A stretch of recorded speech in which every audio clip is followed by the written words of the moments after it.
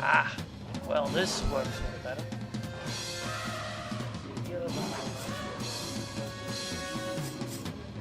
Just see if it works. Let's see. Well, of course, we're gonna see. Well, let's see if my yes update.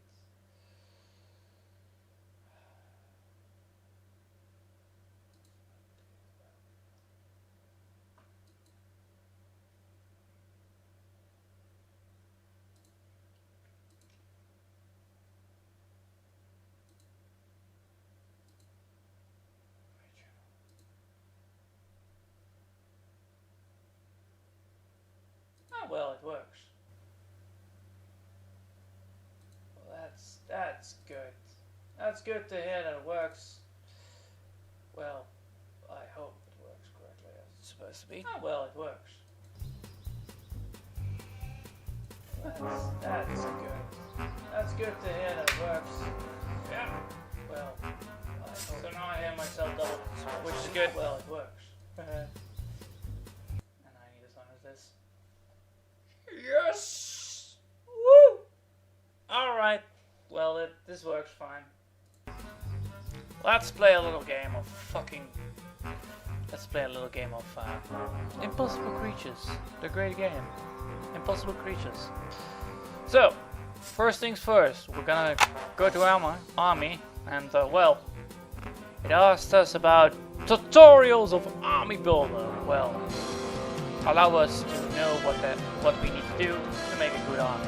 Creating genetic blueprints and then using them for battle is what Impossible Creatures is all about. The Army Builder and Creature Combiner is where you create these genetic blueprints and add them to your army. You are then able to build these creatures in the game from the Creature Chamber. Okay, so creating the creatures, you can use them in the army, and then use your army to defeat another army, actually, which is pretty cool. This is the Army Builder. The Army Builder shows you all of the genetic blueprints that you currently have in your army.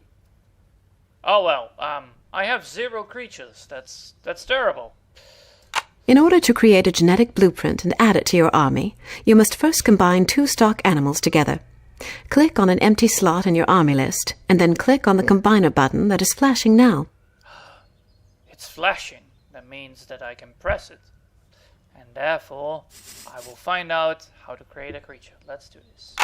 This is the Creature Combiner screen. This screen allows you to mix 2 stock animals together to create a genetic blueprint. First of all, you need to select the stock that you wish to combine. Click on the Select Animal button on the left-hand side of the screen.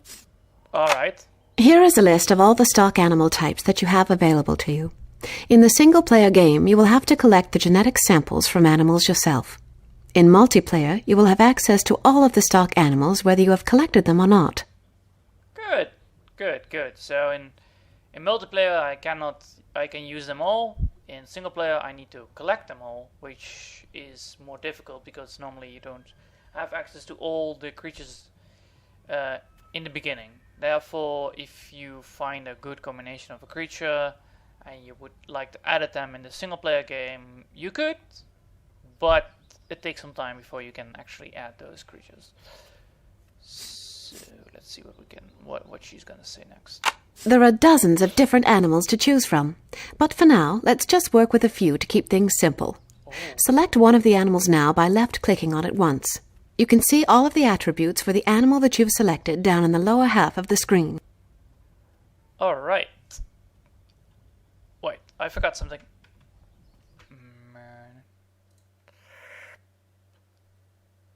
I forgot something really bad. There we go. So now I am not gonna get disturbed. Love it. Alright. There are a dozen of animals left. Yeah, alright. If you wish to find out more details about what a certain number or icon represents, you can access the help text by hovering your mouse over a part of the screen for a second or two. Why don't you spend some time reading through the text displayed on this page and familiarize yourself with the information? Once you're done, select one of the animals and click on the Accept button. Alrighty, righty-do.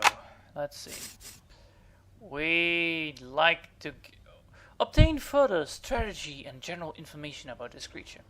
Well, I have never heard about an albatross. Well, I have heard about the albatross, but I would love to hear some more about it anyway. Albatross, the largest largest flying bird in the world, with a wingspan reaching about 4 meters in length. Resembling a gigantic seagull, the albatross is an oceanic bird capable of extreme long-distance flight. In fact, they have been known to remain airborne for years at a time. Well, that's actually quite cool. Returning to land only to nest and rear their youngs, which may take up a year. So they only will feed the youngs for a year, and then they already are fully grown, or are they then just, goodbye, I leave you now? I think that's the one. Therefore, they need to learn to fly themselves. Besides their colossus size, they can be identified by their pure white plumage. So that's their head, if I'm correct, or their chest, one of the two. Often possessing black or even yellow patches. So, plumage is the feather coating. Yeah, all right. For centuries, they were an object of marine superstition. Sailors of old believed that the seas they see one was ensure good luck for a maritime voyage. Oh, cool. And that shooting one would brought bad luck for the entire crew. So technically they had their own protection, therefore they would not get extinct or something, I guess, because if things are actually bad luck to shoot down, they tend to be, well, non-disturbed. That's cool. That's cool. Cool to know. That's nice information. Alright. Well, let's see what Handering does. Handering! Defense bonus when at least 3 creatures of the same species are near. Alright. Countered by horns, range attacks, porcupine quills especially. Oh yeah, because porcupine quills do go through armor. That's really nasty. High endurance. Creatures regenerate endurance faster, allowing certain special abilities that require endurance to be used more often. It also negates the movement penalty that occur during Sting Cloud, Sonic Attack, and Soundbeam Towers. Well, that's a good one to know, because I know, because I played this game already more times actually, Sonic Attack is really hard to deal with if you cannot reach your enemy correctly. It deals a lot of damage. It's really annoying. This is the Arconda. Well, that's also a real cool thing. So it has the same thing. It has the same high endurance as the Albatross, but it has the ability Loner. Creature gains substantial bonus to attack and defense when fighting alone, without any allies nearby. Oh. So if there is an enemy nearby, if there's an ally nearby, then it will not gain, regardless what type of ally it is. All right. Let's see what they have to tell us about the Arconda. The Arconda Arcondas are the largest snakes in the world, growing over 30 feet in length. That's long. They have been known to successfully prey upon large, vicious animals such as crocodiles.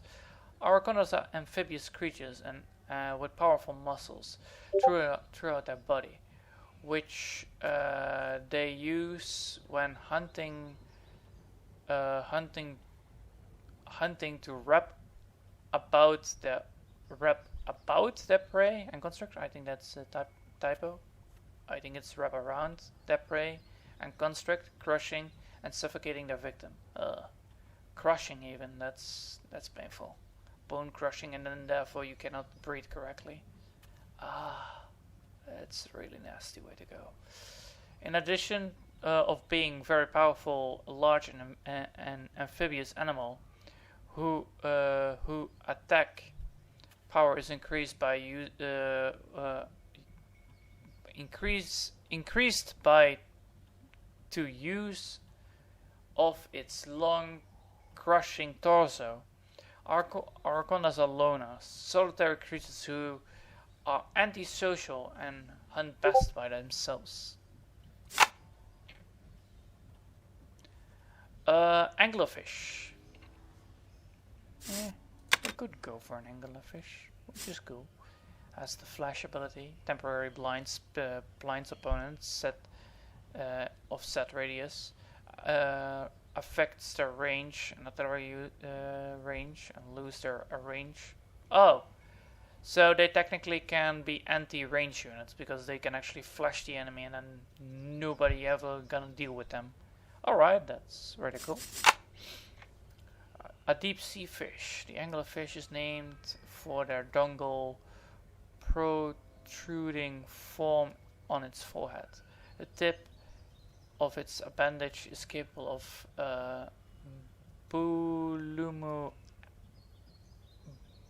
bioluminescence. There you go.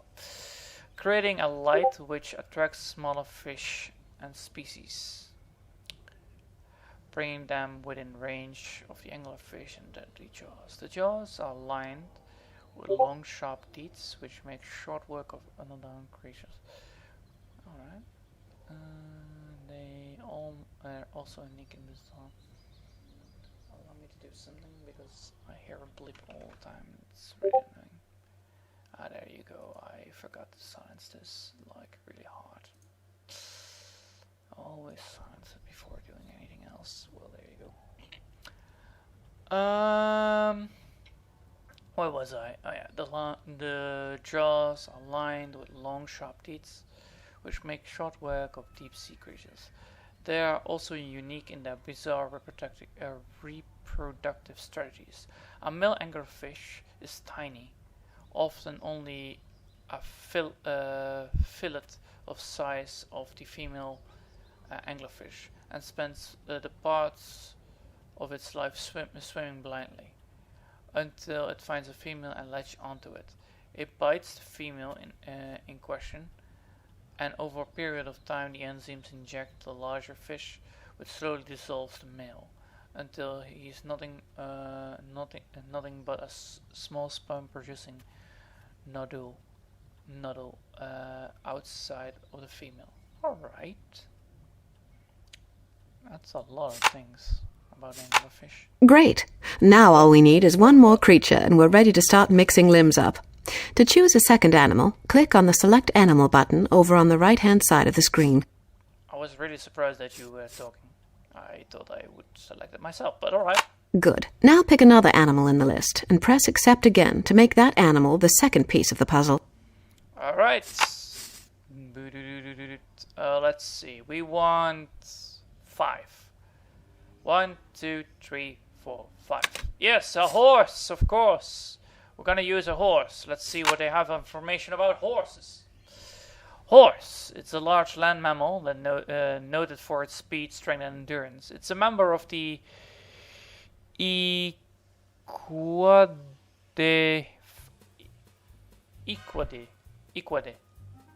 family. If I'm telling, I have no idea if I'm pronouncing that correctly. And extremely well adapted to traveling long distances with great efficiency. The horse is also intensely social animal and tends to form strong associations with members of the herd.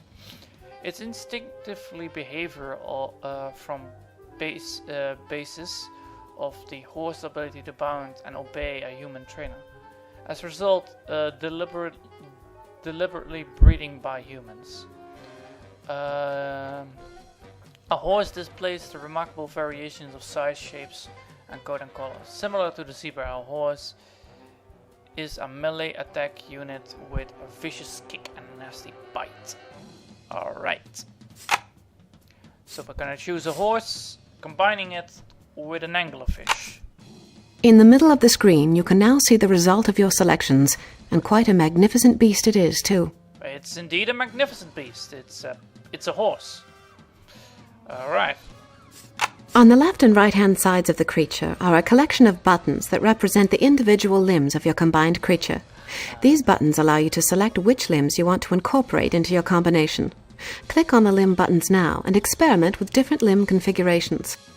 Oh god. In the bottom half of the screen are the various attributes of the combined creature. Changing which limbs are assigned to the creature will change the value of these attributes and abilities that the creature has. Alright. Once you have your creature combined to your design, you can take a picture of it. The picture that you take will then be used throughout the game as a representation of your creature. To take a picture of your creature, press the camera button in the middle of the screen. Well, I like to first make this thing a little bit more weird because, well, I like this one. This is fun, and maybe this. No,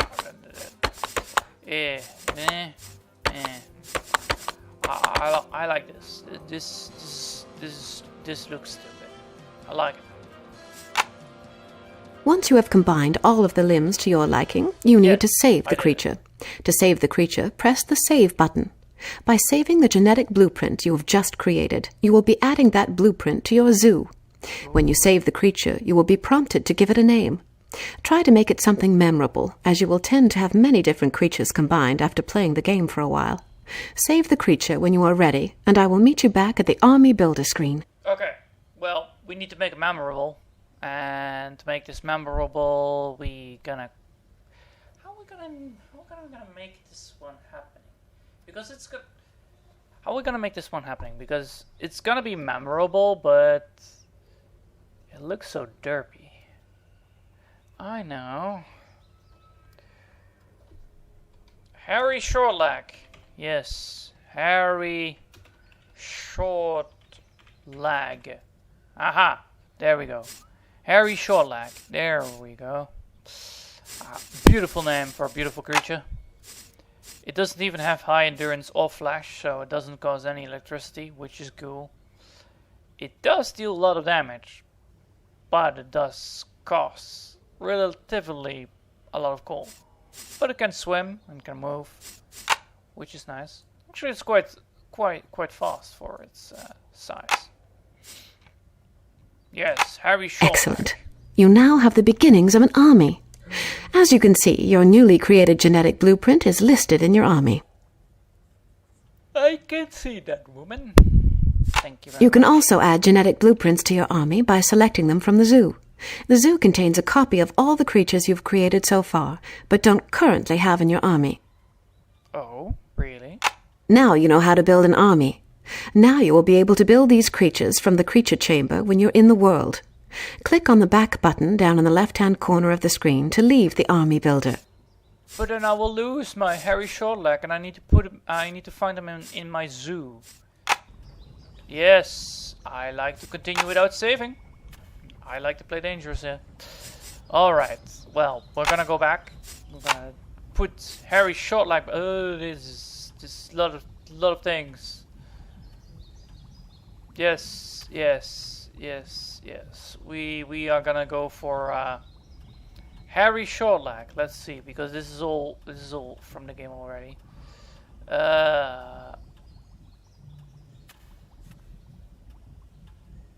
What?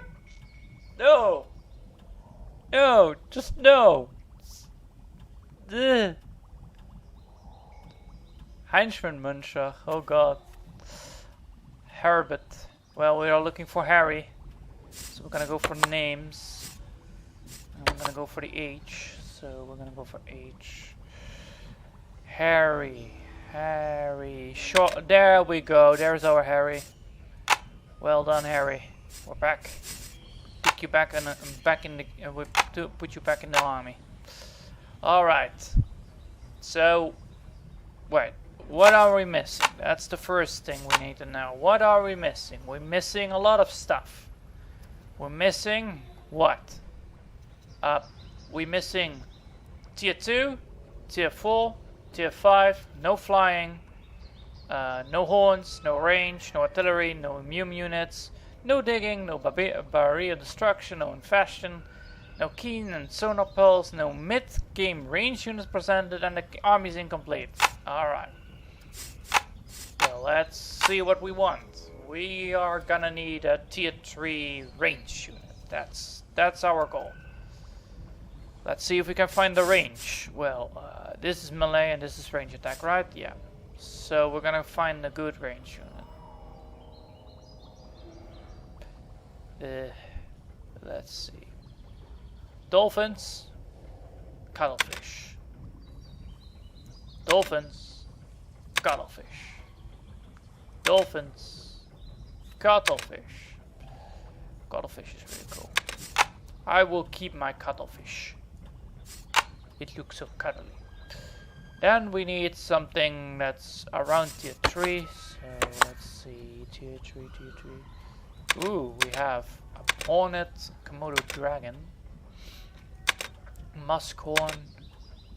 What do we want to put on the cuttlefish? Ostrich? We want to have an ostrich? Let's see what it's gonna be if I'm gonna put. Well, this is expensive. Yeah. Now it's a non-flying bird. Yes. Well, I like this. Sadly, it's not tier 3, but it's tier 4. Woo! Yeah, cuttlefish. It's not flying. Looks so fun. Cuttlefish. I also will give it camouflage. Just be. Yeah, it doesn't look correct. This is way better. Cuttlefish. Alright, it moves. It moves so funny. I did not even know that it could walk this way, but. Alright. So, how are we gonna call this one? Need good names. Ugh. Difficult. So we want to have this cuttlefish to be a cuttlefish, and then ostrich. So I would think something with a G. I'm missing something. Oh yeah, I'm missing that. That's of course the thing that I miss. Of course it is. Why am I? Well, it's anyway a test anyway, so who cares? Nobody has joined anyway. It's a test. I love it. So it works. Good. So it works.